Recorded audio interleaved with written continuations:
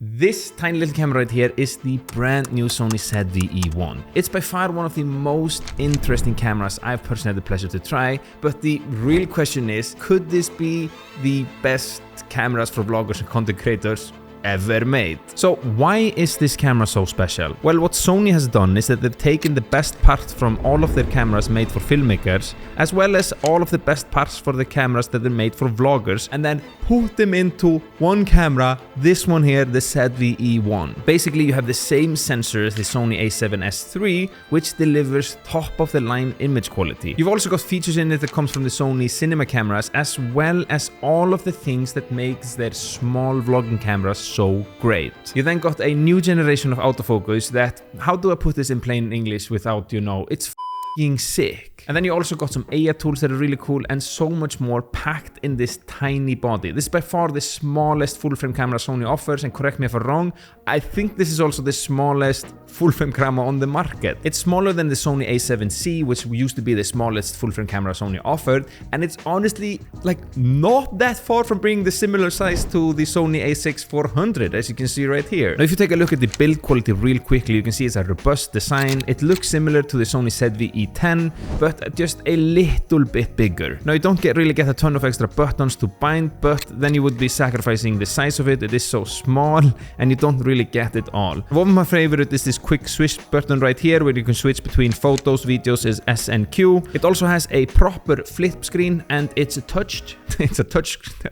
You can touch it. It's a touch screen too. It's equipped with one of these big Sony batteries. I like that a lot. And if you take a look, if I can close this right here, let me see, just like so. And if you take a look at right here, you have a headphone jack, so you can connect an headphone to it. You have a HDMI right here, and then right here you can see a SD card slot, and there's only one of them and not one of these CF SD cards, which it would be nice to have two, but it is one, and that is absolutely okay. Now, all in all, it feels really good and sturdy in the hand. I mean, as you can see, I can easily put it here in my pocket, no problem at all. And for vloggers, it's great because it's so small while also delivering top-notch image quality. However, it's so much more than just that. You see, this camera offers flagship class cinematic image quality, and as I said before, it's the same sensor as the Sony a7S III, which is a 12 megapixel back illuminated full frame sensor paired with Bion's XR. It can film 4K 10-bit footage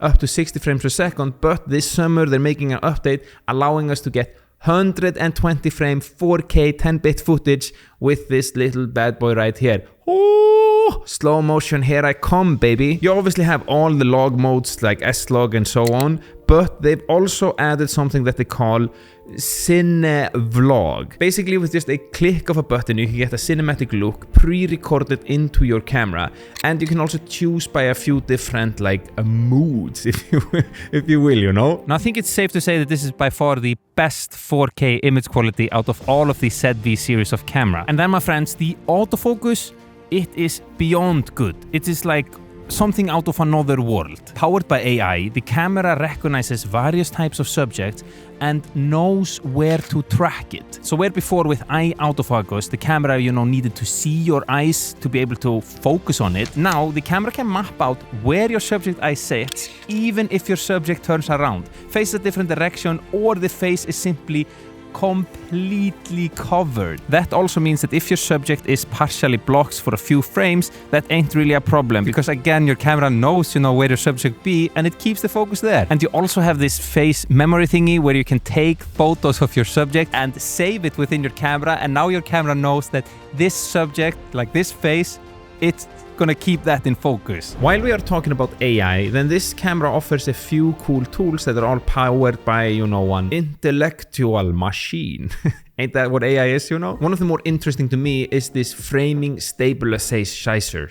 Framing stabilizer. Basically, this feature will help you keep your subject wherever you want it to be in the frame, whether it's in the center or on the side. It will keep it there by punching in slightly, and then it just stays there. It works really like magic, as you can see right here. Also, please note, this is totally 100% handheld footage, and it looks really, really smooth. This to me is like, it's pretty mind-blowing, you know? And I honestly think this is a cool feature, and I can definitely see the use cases for it, especially in walking shots. But you can also use auto framing and let it follow your subject around as if a videographer were present, while the camera is fixed on a tripod. Like it's right now, it's fixed there on a tripod, but it could be moving, you know? Not the camera itself, you know, but the frame would follow you around as if somebody was, you know, filming you and following you. Pretty neat trick for all of us that are, you know, totally alone in our offices filming all by ourselves because we have no friends.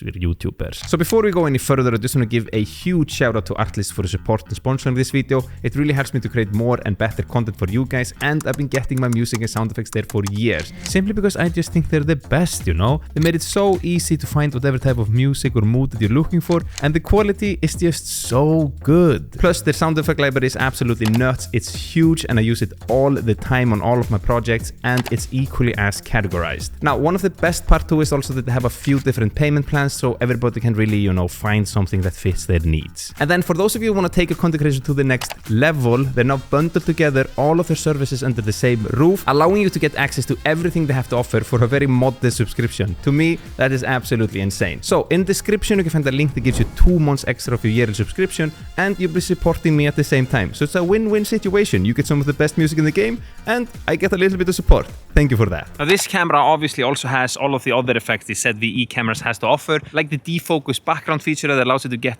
more bokeh no matter what lens you're using. Then you also have this soft skin effect that I'm using right now. Aren't I, you know, beautiful with this flawless, soft looking skin? Alright, so this is future me. I just finished editing the video and I realized that there are a few things that I want to add about the camera that I'm pretty sure that you'll find interesting. Number 1, the camera has an inbuilt enhanced 3-capsule microphone that sounds pretty decent. Number 2, the ISO performance is fantastic. It's even equipped with dual base ISO, which is not really something that you usually see on small cameras like this. Number 3, after playing with this Cinevlog feature for a little while, I realized that it actually burns in these blackboards on top and the bottom, so you can't really, you know, take them off if you want to. And honestly, I find that a little bit stupid.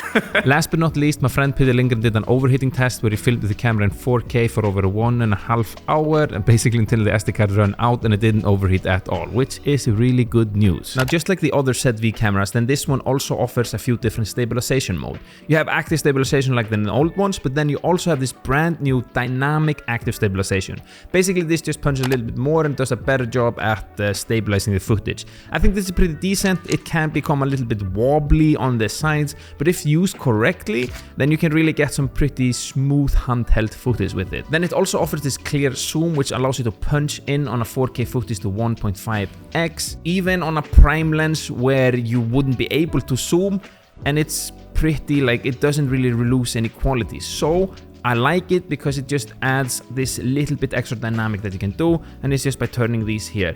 Nice little feature, you know. Now the $1 billion question is, who is this camera for? Well, I think it's pretty obvious that it's the perfect companion for an everyday content creator or a videographer that's simply looking for a small, top-of-the-line camera that can film like the same footage as the A7S III and has these cinema features from the cinema cameras and all the best vlog features from the vlog cameras in a small body. Then if you're looking for that, then this camera is definitely for you. And you know, whether you're a beginner or a more advanced filmmaker, you'll definitely enjoy it. And then we come to the most important part of the video. What do I think of it after having now used it for a few weeks?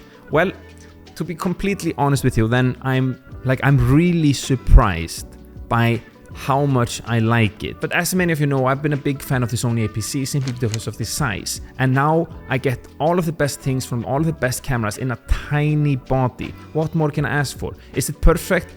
Probably not. Nothing really is. It would be nice to have 2 SD cards and maybe some more buttons. I like now when I'm used to the Sony A7S IV that I have a lot of buttons to bind, but then you would be sacrificing on the size of the body. And you know, I'm not paid to say any of this. I can say whatever I want. I can say this camera sucks, but it doesn't. I honestly think it's a sick little camera. Can you spot the difference between photos that are taken with the A7 IV and the good old Sony A6400? Well, click this video and see if you can.